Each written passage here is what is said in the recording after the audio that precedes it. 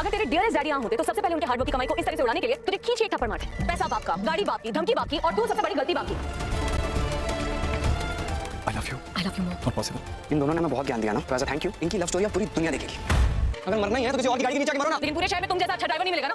अपनी गाड़ी को हवाई जहाज बनाया हुआ है। तुम्हें पता भी है कि अभी तुम्हारी गाड़ी की वजह से हमारी बाइक का एक्सीडेंट हो सकता था। तुम तो बहुत अच्छी भली नजर आ रही हो। सीरियल ये रिश्ता क्या कहलाता है, क्या आने वाले एपिसोड होने वाले हैं ज़बरदस्त। दोस्तों आने वाले एपिसोड में अभीरा उस गाड़ी वाले को कहती है पैसा बाप का, सब कुछ बाप का, तू बड़ी गलती अपने बाप की।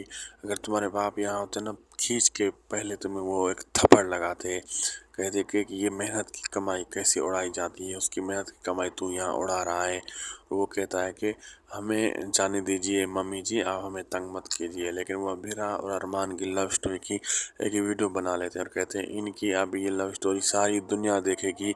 वो वायरल करने की कोशिश करते हैं तो अभीरा ज़िद पे आ जाती है, कहती है कि आपको मैं ड्राइव नहीं करने दूंगी, आपकी वजह से हमारा अभी एक्सीडेंट होते होते बचा है।